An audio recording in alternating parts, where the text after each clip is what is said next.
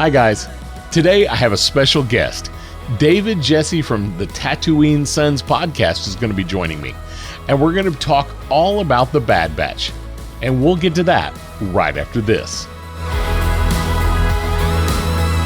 I've been using Coinbase.com and the Coinbase app for cryptocurrency for about 2 years now, which makes it really easy and safe to buy, sell, and store digital currency like Bitcoin and Ethereum.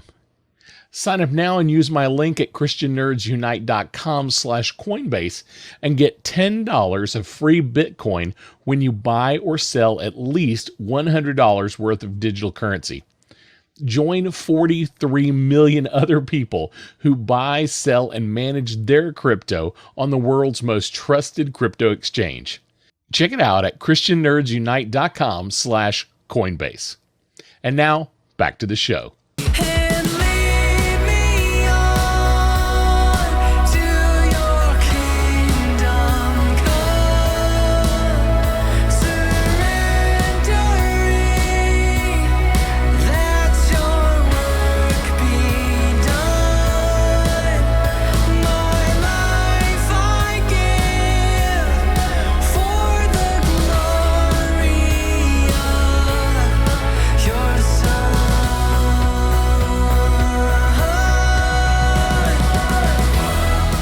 Today is episode 26. I can hardly believe I've been doing this for 6 months already.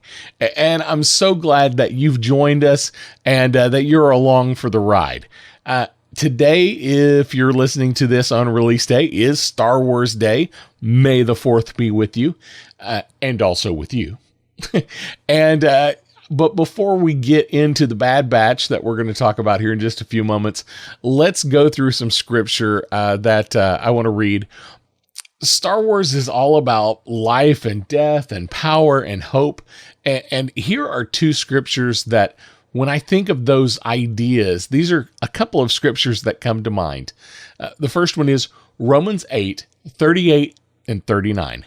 For I am convinced that neither death nor life, neither angels nor demons, neither the present nor the future, nor any powers, neither height nor depth, nor anything else in all creation will be able to separate us from the love of God that is in Jesus Christ our Lord.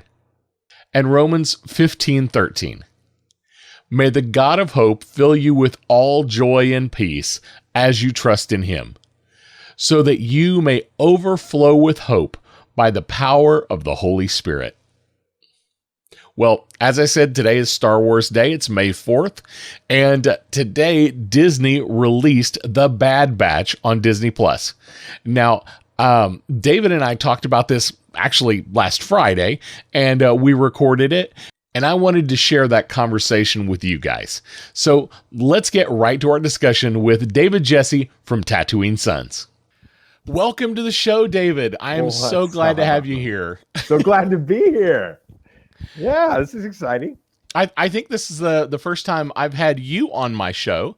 I've been on your show before, and I've been on shows with both of your sons independently. But I think this is the first time I've had you on my show. So it's great to have you here. Yeah, what's that all about? No, I'm kidding. No, I'm excited. Yeah, let's do it. So awesome. So tell us who David Jesse is real quick. David, married to Christy, 24 years in June. Father to Samuel, who's going to be 20 in a couple weeks, and Nathan, who's 15. My two sons and I host Tatooine Sons, SONS. It was a Star Wars podcast for about over 3 years. In the last couple of months, we've expanded to talk about all the other things that we end up talking about anyway. Even most of the time on the show, we were still talking about them. WandaVision, Marvel stuff, Falcon and the Winter Soldier, Captain America and the Winter Soldier. Not sure which one that is now. Zack Snyder's Justice League was a big one for Nathan. I know he's on with you on another show talking about that. Yeah. He did great. And he loves talking comic books. And so that's been a new segment that we've done the last couple of weeks where Nathan tries to explain comic books to his brother and I, which that can be really interesting because last week it was about Batman Wonder Woman and Superman riding on a flying Joker dragon. Nice. And yeah, that I'm still lost on that. But anyway, we talk about that once a week, and lots of other stuff. So pretty fun stuff. Very cool. Very cool. Well, it is great to have you. And so we're recording this a couple days early, but this is actually going to be released. This is my 26th episode. Wow. So I've officially had the podcast for 6 months now. Half a year. So that's number one. Number two, we're releasing this on Star Wars Day, May 4th. So may the 4th be with you. And may the 4th be with you, everyone listening and watching. That's awesome. Exactly. And or may his grace be with you always. Right. You know. Right. So and like your shirt, by the way. It's really Thank you. Nice. Yeah. My Sam's girlfriend's dad bought it for me for Christmas. So very cool. So, yeah. Well, so it's 26th episode, it's Star Wars Day, and it's the release day of The Bad Batch. Yeah, this is a pretty cool day. How excited are you about The Bad Batch? I'm really excited. I was shocked thinking back to a year ago on May the 4th, it was the series finale for the Clone Wars. So it was season 7 of the Clone Wars. It was coming to the finale on May the 4th. That was actually the day that we launched our 10-episode Facebook Watch series that we did in conjunction with them. So it was a really big day. I would never have believed then that the most important episodes of season 7 of the Clone Wars would have been the first 4, the Bad Batch. But really, they are. And so I think this is going to be a really exciting and interesting series. I'm super excited about it. I was super surprised when in December we all found out about it in December that this was going to be released, and then they come back and say, "Oh yeah, it's coming out May 4th," and I was like, "What in the world? That is so fast. How are they doing that?" So I did actually find something that says technically it was ordered just about a year ago. That's surprising because that is fast, even at a year ago. Because even at a year ago, that's fast. Clone Wars stuff, Rebel stuff, Star Wars Resistance, they were in production of each season 2.5 years before those seasons released. So yeah, I think the excitement regarding season 7 of the Clone Wars, I think the disappointment about Star Wars Resistance, and all of that coming together, and the success of The Mandalorian on Disney Plus really helped them kind of fast forward this into production, and it's going to be an interesting ride. What do you think about Star Wars focusing on all of these quote unquote side characters? As this has kind of been the theme over the last year or so, they're kind of focusing on all these side characters and bringing them up to the forefront. What do you think about that? I think they have to, because we already have as many stories as we possibly can about Luke and Leia and Han and Chewbacca, and we're getting more stories about Kenobi, but that's in a different timeline. I don't think that they want to go back to Rey and Finn and Poe and Ben or Kylo, whichever you prefer for that. I don't think they want to go there yet. They want to sort of let the sequel trilogy have some space because it was pretty controversial at times.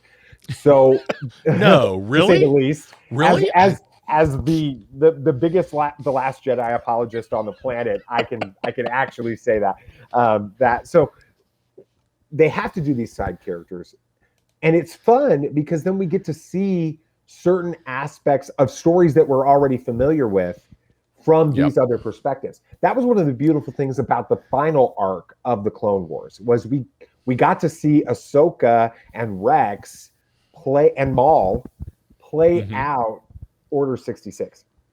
And that was so powerful. So now it's likely we're going to see that again, even with the Bad Batch and some of these other characters. They're bringing in Fennec Shand from The Mandalorian. Ming-Na Wen, who is animation royalty. Oh, absolutely! I'm so happy that she's coming back to voice the character. Yeah, it's going to be exciting. So we've got her. We've got Stephen Stanton, which a lot of people may not be familiar with Stephen's work. He is brilliant. He did so many different characters in the Clone Wars, but one of his primary character in the Clone Wars really was Tarkin, and he's going to Right. be a part of this. And I'm telling you, he is a fantastic voice actor. He's actually playing two characters at the same time in Monsters at Work that's getting ready to come out on Disney Plus. Yeah, and so I'm excited about him. We're getting I can't remember his name, but the gentleman that played Saw Gerrera in the Clone Wars animated series. Andrew. Yeah, I can't remember. Kashino. Yeah, Andrew Kashino. He's going to be playing Saw Gerrera in this. Yep. So Should be good. All of these characters that we have some connection with are now coming into the show, and we're going to see this period of time that we know about, but we haven't seen played out yet from these characters' perspective. So I'm excited about it. So the other, we're talking about all those characters. One of the other ones that because I'm an IMDb guy, so I always go check. Anytime there's a new show, I go check out IMDb because you can find out all the secrets. Right. Well, but except Disney is really, really good at not putting quite enough information in their IMDb too early. But so there's a voice actor, and he's been pretty prolific in the video game and animation area, named Nasir Dalal. Okay. Are you familiar with Nasir Dalal? I'm not. I'm looking it up right now. You got me intrigued. And they have not given him a name in IMDb. So he's going to, my guess is he's going to be some kind of surprise character. Maybe he's going to be the bad guy. We know Tarkin is going to be the one of the bad guys. That's kind of a given. I love because he's such a great character. But I'm wondering if Nasir may play the bad guy that really interacts that Tarkin is sending out. But I'm a little unclear as to what Disney is going with there. But that's an interesting thing, and he's super prolific person. He Red Dead Redemption and just a whole bunch of different things that he's been a part of.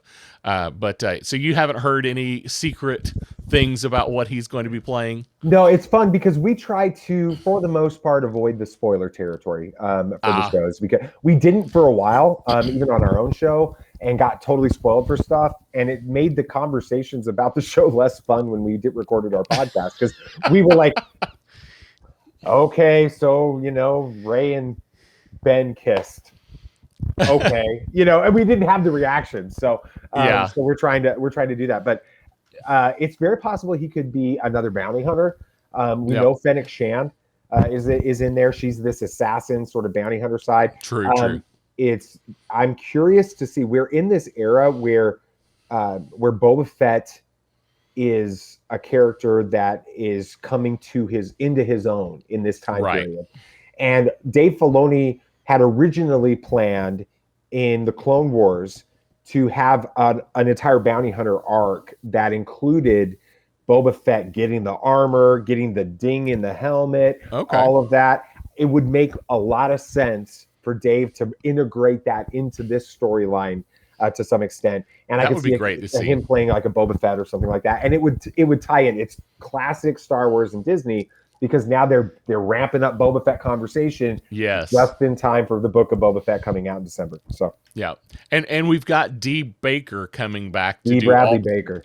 Yeah, D. Bradley Baker doing the voices of the clones. He should get paid like 27 salaries for this, because he plays every character in this. No.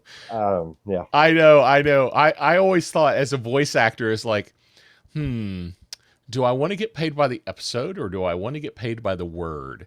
D. Bradley Baker better get paid by the word. I wonder if he dreams in dialogue with himself, because that's all he does is sit around talking to himself all the time. Well, tell me a little. Okay, so pretend I don't know anything about Clone Wars or about the Bad Batch. What does somebody need to know going in? What should they know? What should they watch before this show comes? Before they go watch this show, tonight, because they're probably going to be at work right now. Okay. Right. The Bad Batch. You have to. Well, I'm going to make the assumption that there's some familiarity with the Clone Wars Yeah. for the person that's going to watch this. So you've got in the Clone Wars, you've got the clones who are all carbon copies of each other, and they try to become a little bit more individualistic. That's why you have Fives and Echo and Rex and Cody and some of these characters with it. But in the end, they all look the same, and they all have the same skill sets and the same genetic makeup. The Bad Batch are mutations of that original clone set that actually the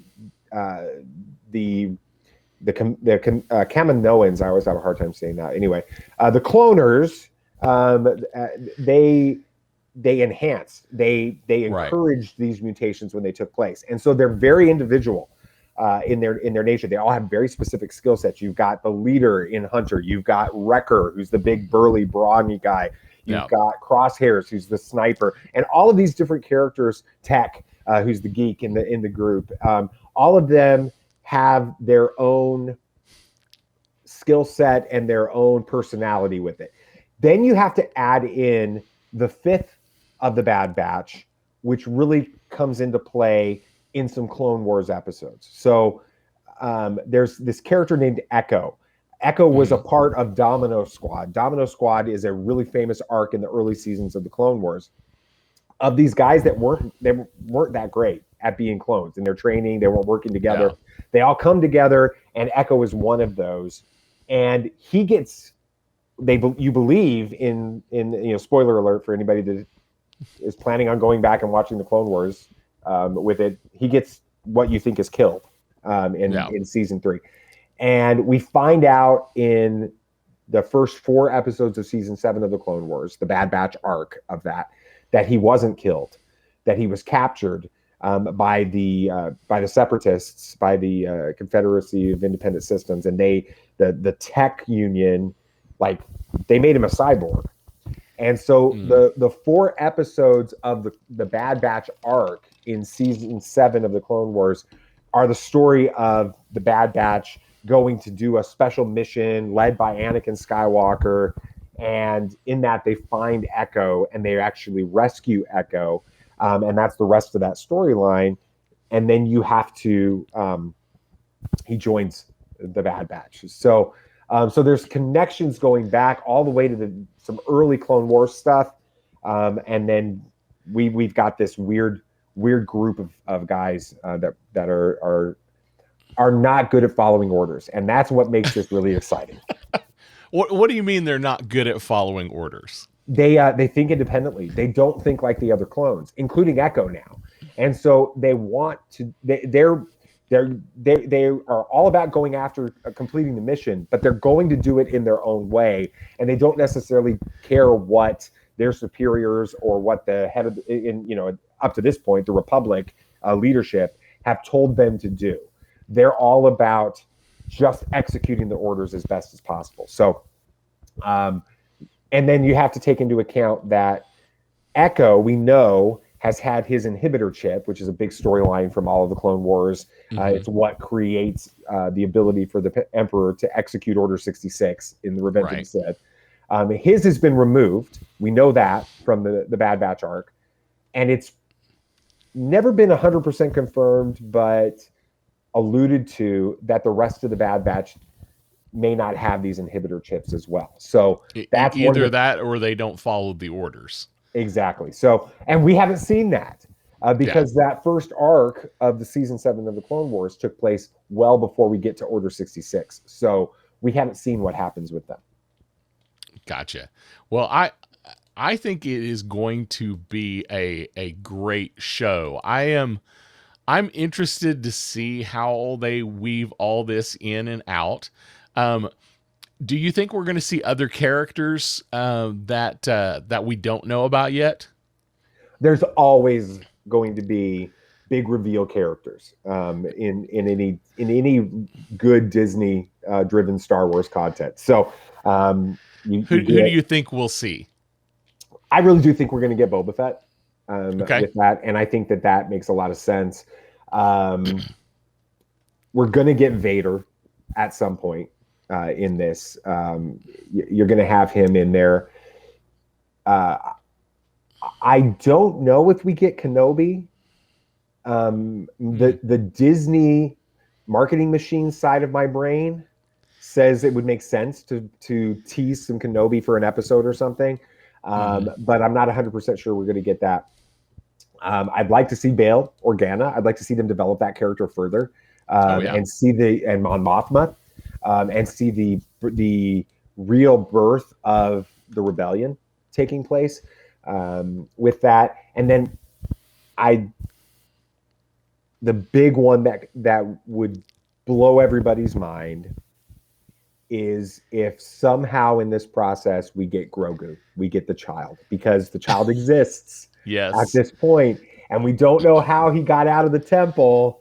And there was a theory when the Bad Batch was announced that they're going to be on Coruscant, possibly at the temple during Order 66, and they're going to rescue the child, and that would be a lot of fun. So that would be fun, and I think that could be an interesting connection. I definitely with the way they've been doing everything, it definitely needs to connect with the larger universe. They have been doing such a good job of doing that right now. I think it's definitely going to fit in really well. And, I think it would be a missed opportunity if they don't have some hint to that. Whether or not that's exactly how it plays out, right. But at least to hint at it somehow, we see them shove some, they shove a little green guy in a escape pod or something. Yeah, they get him out of there or something. Exactly. Do the Superman escape pod and send him out into space. Right. There's a character, though, that I think a lot of people would be excited to see show up that I really hope they don't bring into this series, and that's Ahsoka. I think that it would damage the Bad Batch. We have a situation where Ahsoka became the most beloved character in the Clone Wars, and that was her show. You had the Rebels, Star Wars Rebels, where she's brought in season 2, and she dominates the conversation for a large portion of that series, even all the way to the end with the World Between Worlds stuff in season 4. She's getting her own series, bringing her into The Mandalorian in that episode. So what ends up happening is because it would distract from the story. It would become Ahsoka's show again. And I think that would be a damage to Ahsoka's character because it would be an oversaturation of it. And I think it would do a disservice to the Bad Batch, which I think are really interesting characters. Yeah, I could see that. She could definitely overshadow the quote unquote minor characters that are supposed to be the focus of the entire series. Yeah, and the same thing could happen if they brought in Maul. Maul seems to be sort of the dark side version of Ahsoka. He shows up everywhere because he's such a popular character. They brought him in Clone Wars. They brought him in Rebels. They brought him in Solo with that. And there's a little more reason to bring him in this. He's the establishment of Crimson Dawn that's taking place at this time. So it might work better to bring him in, but they have to be very, very careful about that because you don't want these other characters overshadowing. You think we'll see Rex? Oh, it's been confirmed. In fact, we see him in the trailer. Confirmed. Yeah. He was in the trailer? He's in the back. Yeah, there's a battle sequence where it's very clear that that's Rex in there. And so, yeah, absolutely, we're going to see Rex. And so what we could likely see with Rex is him connect with Hunter and Wolf. Not Hunter and Wolf. Wolf and I can't remember the name of the other clone from Rebels that he goes off into exile with. And so it's very possible we see that. The challenge I have is if you bring in Rex, then Rex seems to always be tied to Ahsoka, and so that creates that. Yeah. Yeah, you do one thing, you have to do these other 5 things, or everybody's disappointed. Right. What's the one thing that if they don't do, you would be disappointed about? Oh, absolutely, seeing Order 66 from their perspective. We've seen it in Revenge of the Sith, which is classic, and then we got a very unique perspective on it from a Jedi I am no Jedi is what she says. She's probably more of a Jedi than any of the other Jedi at this point, in my opinion. Yeah, she follows the truth of the Jedi code better than anybody. And we did a whole episode on that about a year ago. But anyway, I want to see these 5 clones have a conscience and realize that the Jedi are good, or at least they don't deserve this execution, and so rebel against that, which goes back to that think for themselves stuff. Yeah. And that's what flips the script in this, and really is the catalyst for the entire show, is them on the run now from Tarkin and the rest of the new empire. Yeah. There's this other element in the comic books, which we're not sure how they're going to tie in, but you've got Clone Force 99, and then you've got, it's the Stormtroopers. There's a Force 99 in the comic books with it, and they're very different. They're different characters. You could tell that. Mm-hmm. So is this a group of Stormtroopers that are organized in a attempt to hunt down Clone Force 99 or the Bad Batch, which would be a really interesting story, and I'd love to see that as well. That would be great. Well, I think the big thing here is going to be, how they're going to make this story arc work. Right now, it looks like there's going to be 14 episodes. Okay. And from what I hear, is the first episode is going to be over an hour long. It was announced originally at being 70 minutes, and this week it came out at 75. So that's in an animated world, that's a film. I know. Yeah, I was going to say, I coming out of a film world, if it had 5 more minutes, technically it's a feature. Yeah. You only have to have 80 minutes to be a feature. So that's going to be a long animated show, and it does look like it's going to be very, very high paced. I think we're definitely going to see a lot of character development throughout the series. I really do hope we see. I hope it doesn't turn into a Monster of the Week kind of show. You know. Which somewhat happens with The Mandalorian in a few arcs with it, where they're bringing in another character or a monster, bad guy, that kind of thing. It's too serialized in that way. Yeah. I hope that it is an overarching story arc that really makes sense as one cohesive show versus I can sit down and watch this episode and nothing else will matter before it or after it. I think that's a kind of a cheap way to do it when we know you have the capability. Filoni has the capability to weave these huge story arcs together. There's no reason for them not to do it. I think that would be the most disappointing thing for me. Yeah, and the challenge is I'm not sure. I mean, we know that this is part of the Filoni-verse and that type of thing, but we aren't sure how direct of a role Dave is playing in this production. I mean, he's executive producer, we know that, but I'm not sure he's writing like he did on Clone Wars and on Rebels and crafting it to the same level that he is. So it'll be curious. It looks like Clone Wars. It's in the trailer. It feels like Clone Wars. Right. That is the baby of Dave Filoni. So I'm hoping that Dave is allowing the story to be a broader story. The challenge, though, is even Clone Wars doesn't do that. Clone Wars has shorter arcs, 3-4 episode storylines for the most part. So we'll just have to wait and see if there's sort of this thread that floats between all of them, like happened in Rebels. That's one of the things that was unique about that was you'd have these little mini arcs, but then when you got to the final couple episodes of Star Wars Rebels, you have things like Purgles, which you thought were filler episodes from season 2.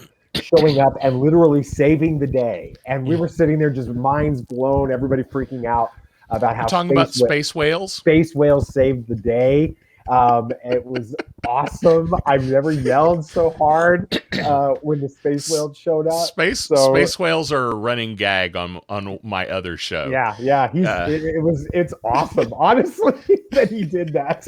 It was sort of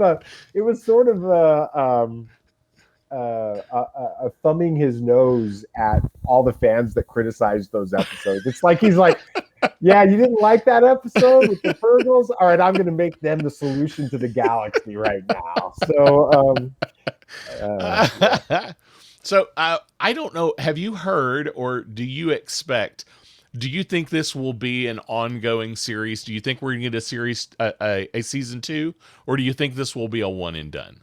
I think it will be a continuing series. I think that they'll end up doing a similar thing as they did with Rebels, where they go probably 3 or 4 seasons with it, and try to bridge the gap. And so it would be, if the gap isn't necessarily to Rebels. Rebels takes place starting about 5 years before A New Hope. So we've got about a 14, 15-year period right now that we haven't explored.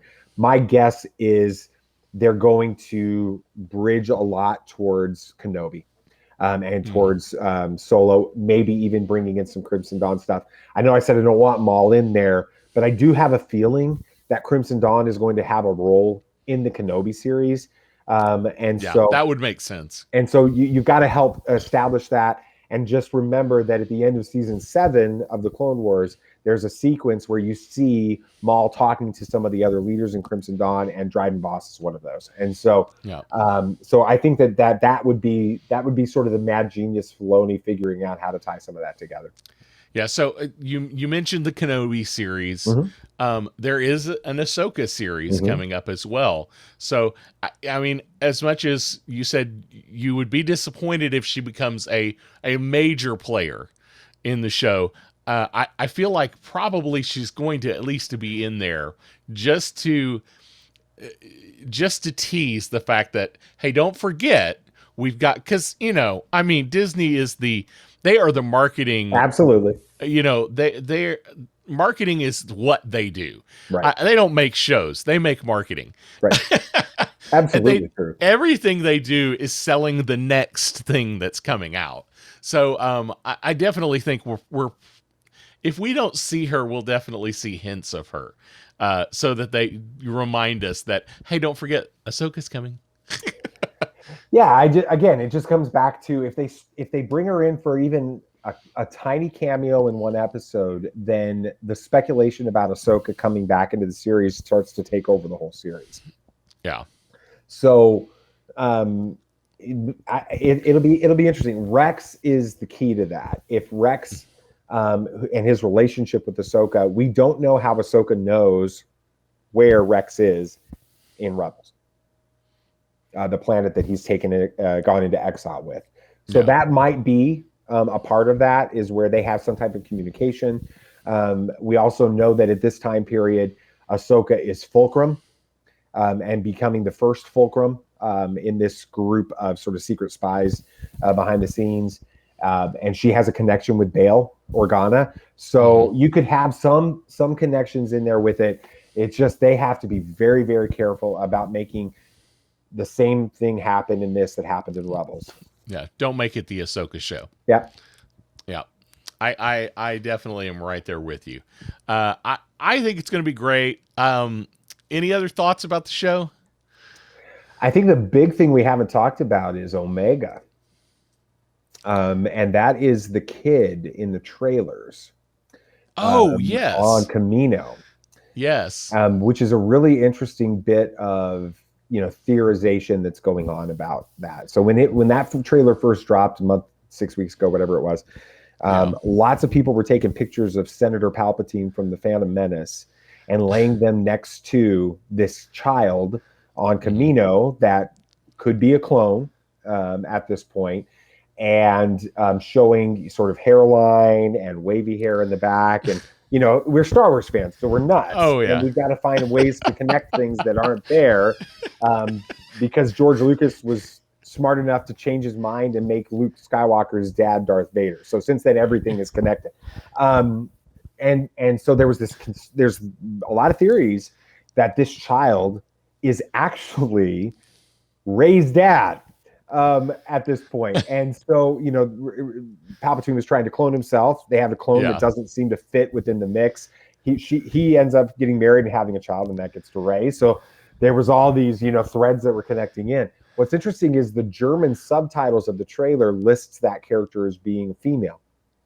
With that. So that changes the dynamic completely with that. So we don't know why they go to Camino. They're clones. We know that. So there's a connection there, but they're on Camino again. We don't know if they're sent there by Tarkin or if they choose to go there themselves. But when they get there, they're going to come into this child. Kevin Kiner, who composes all the music for the Rebels and Clone Wars and everything, just an unbelievably gifted composer, was on another podcast full of Sith a couple of weeks ago. And he says that there's a new character coming into this show that is just going to grab everybody's attention. And it's going to be the only thing people are talking about, and you can't wait to see it. So a lot of people have speculated that it's this Omega character, but we don't know. That sounds amazing. I am super excited about it. I will definitely be spending 75 minutes this evening watching that show. I say this evening, we're recording a couple days ahead. Well, I'm going to be on an airplane while this airs, or while this goes out, coming back from Texas, and I plan on having it downloaded and watching it for the entire flight. So. There you go. Well, hey, David, it's been great having you on the show today. Anything else you want to tell us before we go? Yeah, I mean, just check out Tatooine Sons. You can go to TatooineSons.com or just look up Tatooine Sons, SONS, on your podcast apps. And we'd love for you guys to check out the show and subscribe to that. Follow us on social. It's all the same, at Tatooine Sons, on all of that. I've got another podcast that's a little bit on hiatus because we're moving right now. The Bible Nerd Show, which we kind of look at the Bible in its historic, geographic, religious, and cultural context. It's a little short episodes, 15 to 20 minutes at most, that we're doing. So that's something that you can check out. It should start up in mid-May again, depending on whether or not I actually get into my house. And then, as far as other passions of mine, check out a ministry that helps children that are in extreme poverty, called One Child. There's 400 million children alive today who live on less than $2 a day to survive. And these child champions at One Child, they come alongside kids all around the world, and they provide food and medicine and education and social development and everything to help them get hope. We bring hope to hard places. And so there's nothing more Star Wars-esque than hope. So exactly. So check out onechild.org if you want to learn more about that. Great to hear it. Hey, David, once again, it's been fantastic having you on the show. Thank you so much. Definitely going to have you back. Absolutely. Thank you so much for having us on, Ricky, and may the force be with you guys. And with you. Well, that's all we have for today. Don't forget, you can find all of our social links and our online store and links to our YouTube channel at ChristianNerdsUnite.com. And while you're there, check out the support tab and look at our Patreon. Before we go, I want to leave you with this one blessing, and I'm actually going to repeat Romans 15:13.